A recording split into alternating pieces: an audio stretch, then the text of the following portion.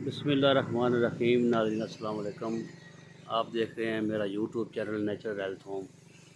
आज जो वीडियो लेके आए हैं ये काफ़ी अरसे बाद लेके आए हैं जी। वीडियो आपके लिए ये है बांस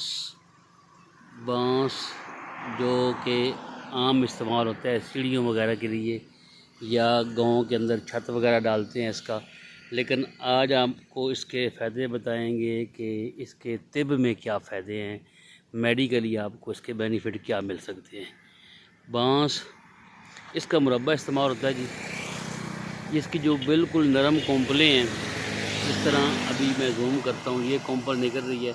इस तरह ये जब ज़मीन से निकलती है इंतहाई नरम होती है। उस नरम कोंपल को इस्तेमाल किया जाता है मेडिकल में, तिब में, उसका मुरब्बा बनाया जाता है। इसके मुरब्बे के जो बेनिफिट हैं वो समझ लें कि आप अगर जिन्होंने इस्तेमाल किया है उनको तो पता है। सांस की किसी किस्म की प्रॉब्लम के लिए इंतहाई मुफीद है। जिनका कद छोटा रह जाता है, यानी महसूस होता है कि ये बच्चा ग्रोथ नहीं कर रहा, उस बच्चे के लिए इंतहाई मुफीद है। अगर उसको रोज़ाना 10 ग्राम बांस का मुरब्बा खिलाया जाए तो इंशाल्लाह उसकी जो है ग्रोथ होगी, उसका कद बढ़ेगा।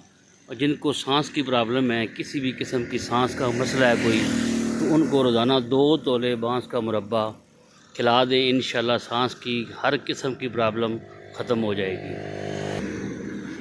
ये काफ़ी बड़ा जंगल है जी, बहुत बड़ा जंगल है। कमों पे ये कोई 8-10 एकड़ के ऊपर ये जंगल है बांस का। और ये उगाया जाता है ज़्यादातर जो है ये सीढ़ी वगैरह के लिए, उन कामों के लिए ये लेकिन इसका जो हकीम लोग हैं, जो इसका जो जानते हैं, इसकी कोंपलें लेते हैं, वो जड़ से कोंपलें जो इसकी निकलती हैं।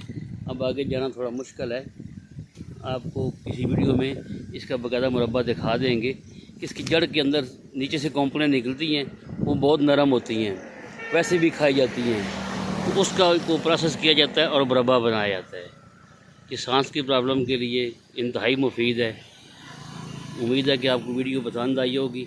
छोटी सी वीडियो है और एक टॉपिक के ऊपर ही है कि ये सांस के मसले के लिए बहुत लोग शिकायत करते हैं कि सांस की प्रॉब्लम है जी, और बड़ी बड़ी मेडिसिन खाई है, अफाका नहीं होता। तो अल्लाह की इस नेमत को इस्तेमाल करें, इस नेमत से फ़ायदा उठाएं। इसको ढूंढने से मिल जाता है, बाज़ार से, पंसारियों की दुकानों से मिल जाता है, वहाँ से आप इसको अवेल करें और इस्तेमाल करें इसका मुरब्बा। और दुआओं में याद रखें। मिलते हैं अगली वीडियो में इंशाअल्लाह।